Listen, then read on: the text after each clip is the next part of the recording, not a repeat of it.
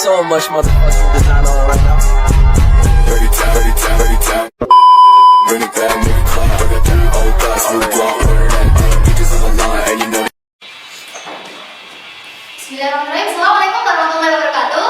Waalaikumsalam warahmatullahi wabarakatuh. Alhamdulillah, ini kita ketemu lagi. Bagaimana kabar hari ini? Alhamdulillah baik ya. Ada yang nggak masuk? Ada. Siapa? Mas Ganjang sama Mas Rizky. Oh, kenapa nggak masuk? Sakit. Ya, oke. Sebelum kita memulai pembelajaran hari ini dengan berdoa, nah seragamnya dirapkan dulu, ayo. Bangkunya yang kurang lurus silakan diluruskan. Nah, oke, sip, bagus. Kalau ada yang ngantuk silakan cuci muka, nggak apa-apa. Ada yang ngantuk? Nggak ada. Berarti sudah siap ya menerima pembelajaran? Iya. Ya, baik. Sebelum menerima pembelajaran, sebelum kita pembelajaran dimulai, marilah kita berdoa terlebih dahulu ya. Oke, berdoa menurut keyakinannya masing-masing. Berdoa mulai. Berdoa selesai. Oke, jadi materi kita kali ini adalah hubungan struktural dan fungsional pemerintah pusat dan pemerintah daerah. Di sini siapa yang tahu pemerintah itu apa? Saya. Apa Mbak Neta? Pemerintah pusat adalah sebuah organisasi yang berwenang untuk mengatur sistem negara. Betul sekali. Pemerintah adalah sebuah wadah atau organisasi yang memiliki kewenangan untuk mengurus urusan kenegaraan. Oke. Pemerintah pusat itu siapa sih? Presiden. Presiden. Seperti menteri, betul sekali. Kalau pemerintah daerah itu siapa? Bupati. Betul. Gubernur.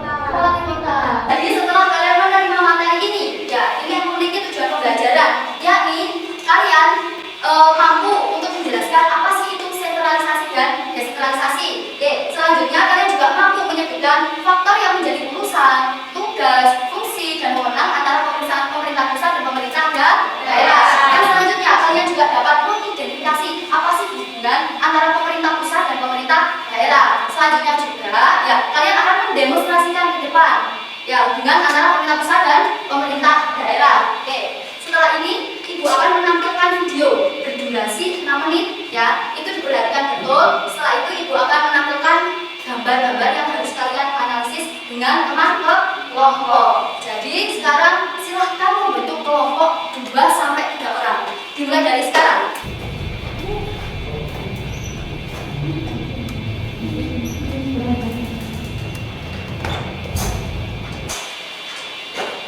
Sudah dibagi kelompoknya? Sudah. Kelompok 1 mana?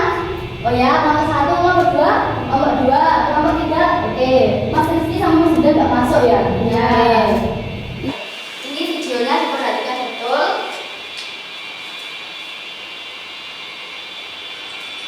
Assalamualaikum warahmatullahi wabarakatuh. Di video kali ini kita akan membahas materi PPKN kelas 10 tentang hubungan struktural dan fungsional pemerintah pusat dan pemerintah daerah. Kita mulai dari hubungan struktural pemerintah pusat dan pemerintah daerah. Dalam sistem negara kesatuan Republik Indonesia, terdapat 2 cara yang dapat menghubungkan antara pemerintah pusat dan pemerintah daerah.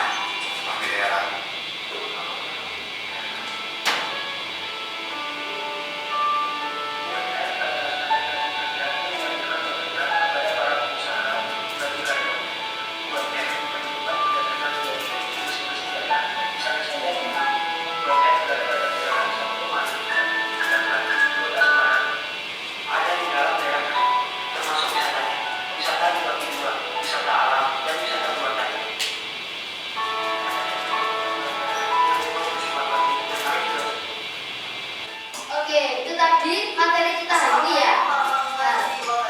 Nah, setelah ini gua akan menampilkan gambar-gambar yang harus kalian analisis. Bentar ya. Nah, ini sudah diposting pada notice board atau papan pengumuman. Oke. Nah, ini gambar-gambarnya yang harus kalian analisis. Nah, ini ada petunjuk pembelajarannya juga. Ya, yang pertama, membentuk kelompok sudah. Melihat dan mengamati materi sudah. Terus menganalisis gambar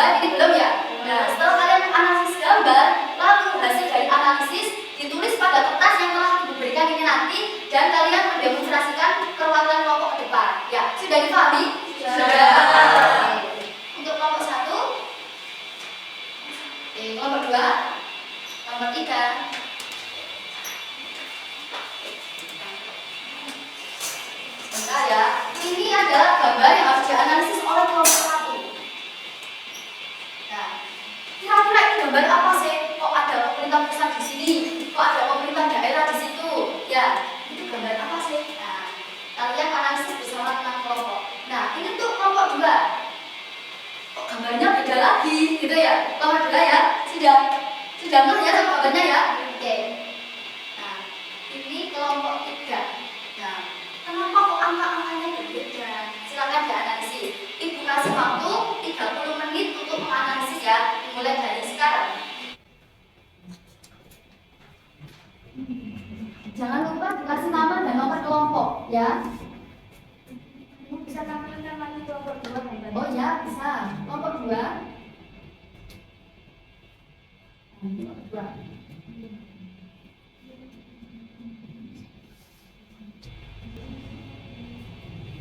Oke, sudah 30 menit. Sudah selesai semua? Sudah ya. Oke. Kelompok 1 sudah siap mencoba belum? Sudah. Oke, kelompok 1 silakan.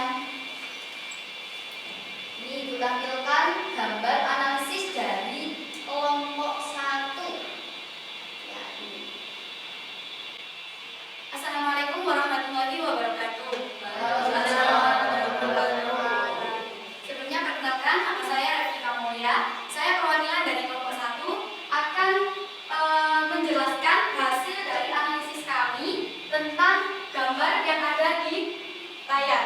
Nah, gambar tersebut merupakan ilustrasi dari sentralisasi, yang artinya pengaturan kewenangan yang ada pada pemerintah daerah. Nah, pemerintah daerah itu yang titik-titik ini. Nah, yang di tengah ini adalah pemerintah pusat. Dan sistem dari sentralisasi adalah bahwa seluruh decision atau keputusan dikeluarkan oleh pusat. Jadi yang berhak mengeluarkan ini adalah pusat. Kemudian daerah tinggal menunggu instruksi saja dari pusat untuk melaksanakan kebijakan yang telah digariskan menurut undang-undang. Oke, berikan tepuk tangan untuk kelompok 1. Dikumpulkan dulu. Ya, oke. Betul sekali apa yang dikatakan oleh Mbak Revi. Kalau ini adalah ilustrasi dari gambaran sentralisasi. Karena apa? Nah, ini pemerintah pusat. Diibaratkan ini pemerintah pusat. Nah, ini memiliki cabang-cabang, yakni pemerintah daerah. Nah, seperti ini. Jadi tidak ada cabang yang lain. Karena apa? Wewenang ada pada pemerintah pusat, diatur semuanya oleh pemerintah pusat. Oke ya.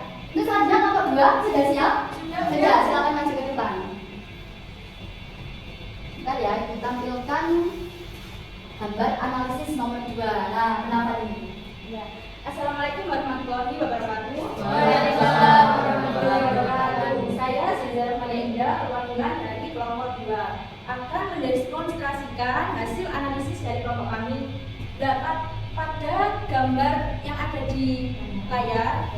Kelompok kami telah menganalisis bahwa gambar tersebut merupakan ilustrasi dari desentralisasi, yang mana artinya adalah penyerahan kewenangan pemerintahan pusat kepada pemerintah daerah. Di sini ya teman-teman, ini pemerintah pusat. Nah, tujuannya itu apa? Agar dapat mengurusi urusan rumah tangga sendiri berdasarkan pada prakarsa dan aspirasi rakyatnya sesuai dengan kerangka NKRI. Oke, tepat sekali. Berikan tepuk tangan untuk Mbak Zara. Tepat sekali ya apa yang dikatakan oleh Mbak Zara, bahwasanya ini adalah ilustrasi dari desentralisasi. Karena apa? Ini adalah pemerintah pusat. Ya, yang menyerahkan tugasnya kepada pemerintah daerah ini. Pemerintah daerah. Ya, pemerintah daerah ini dikasih wewenang untuk mengatur urusannya sendiri, mengatur urusan daerahnya sendiri. Ya, seperti itu. Oke? Selanjutnya kelompok 3 sudah siap? Sudah. Selamat maju ke depan. Assalamualaikum warahmatullahi wabarakatuh. Waalaikumsalam warahmatullahi wabarakatuh. Perkenalkan, nama saya Wahyu Prasetyo, perwakilan dari kelompok 3. Di sini saya akan menyampaikan hasil analisis dari kelompok kami. Berikut gambar yang kami analisis, yaitu dari gambar tersebut dapat diartikan bahwa UMK ditetapkan berbeda setiap daerahnya. Nah, mengapa kok berbeda? Karena ini diatur oleh masing-masing pemerintah yang ada dari kabupaten atau kota. Hal ini disebabkan oleh beberapa faktor, antara lain yaitu kepadatan penduduk, kepadatan ekonomi, terus pemutaran ekonomi, adopsi teknologi. Selain itu, pertumbuhan ekonomi dan inflasi juga berpengaruh pada penetapan UMK. Oke, sudah. Oke, tepuk tangan untuk kelompok 3. Boleh dikumpulkan Mas Ayu? Oke, kelompok 2 tadi sudah dikumpulkan? Oh, belum. Sini. Ya, nanti dibuat Bu untuk penilaian sana ya. Oke, betul sekali apa yang dikatakan oleh Mas Wahyu. Kenapa sih kok angka-angka ini berbeda di setiap daerahnya? Karena pemerintah daerah memiliki wewenang untuk mengatur UMR atau UMR sendiri, gitu ya, disesuaikan dengan beberapa faktor. Seperti faktor apa? Faktor pertumbuhan ekonomi yang ada di daerahnya atau faktor-faktor yang lain, gitu ya Mas Wahyu ya. Oke, dari sini sudah paham semuanya ya? Oke, dari pembelajaran kali ini dapat disimpulkan atau ringkasan pembelajaran kali ini adalah terdapat dua cara yang dapat menghubungkan antara pemerintah pusat dengan pemerintah daerah, ya, yakni sentralisasi dengan apa? Desentralisasi. Sentralisasi. Nah, bedanya apa? Untuk sentralisasi ini wewenang ada pada pemerintah pusat, ya, atau pengurus pemerintah pusat.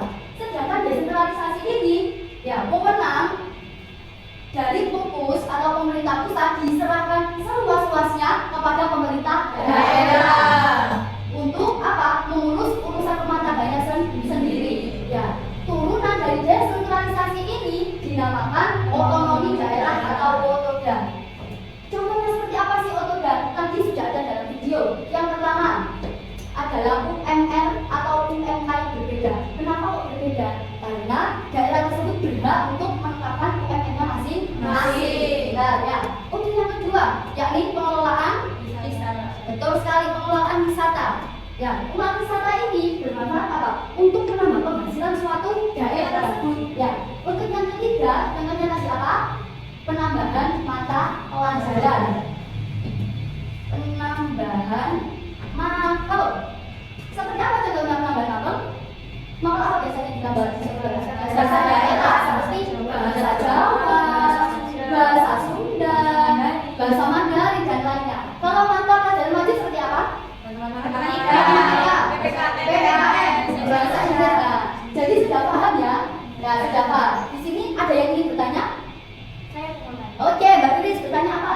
Kalau tadi sudah dijelaskan tentang otonomi daerah dan desentralisasi, Ya. lalu apa saja sih dampak positif dan dampak negatif dari otonomi daerah? Oke, pertanyaan yang sangat bagus sekali berkaitan dengan soal ini. Ya, apa sih dampak positif dan dampak negatif dari otonomi daerah? Dampak positifnya dulu ya, Pak ya. Oke, dampak positif dari otonomi daerah adalah daerah tersebut atau pemerintah daerah tersebut memiliki wewenang seluas-luasnya untuk mengelola sumber daya yang ada di daerahnya, kebudayaan yang ada di daerahnya, yang dapat menambah penghasilan, menambah keuangan, menambah administrasi dan keuangan dari suatu daerah tersebut. Ya, jadi banyak sekali potensi-potensi di daerah jauh dan luas saja. Ya, pimpinan pusat soalnya sudah memberikan wewenang itu seluas-luasnya. Terus dampak apa sih dampak negatif dari otonomi daerah? Ya, dampaknya apa? Antara daerah satu dengan daerah-daerah yang lain kurangnya berkoordinasi. Karena apa? Karena terfokuskan kepada, ya betul sekali, terfokuskan kepada urusannya masing-masing. Fokus kepada apa-apa saja yang harus dibenahi, kayak gitu ya. Jadi kurang koordinasi. Ya. Yang selanjutnya apa? Dampak negatifnya. Ketika suatu daerah itu memiliki kekurangan, suatu daerah itu miskin, contohnya, dia akan sulit berkembang. Kenapa kok sulit berkembang? Dikatakan apa? Karena apa? Daerah itu miskin. Karena apa? Tidak ada kontrol dari pimpinan pusat. Jadi kalau sumber dayanya nggak ada, sumber dayanya minim, nggak ada kebudayaan apa-apa di situ misalkan, akan sulit berkembang. Ya, seperti itu. Jadi sudah paham ya? Oke, ada yang tanyakan lagi? Tidak. Oke, itu tadi materi kita pada hari ini. Ya, jangan lupa belajar, tetap semangat belajar dan jaga kesehatannya. Untuk materi-materi sudah Ibu upload pada aplikasi di sini, nanti Ibu kasihkan di link grupnya untuk bergabung ya. Siap? Oke.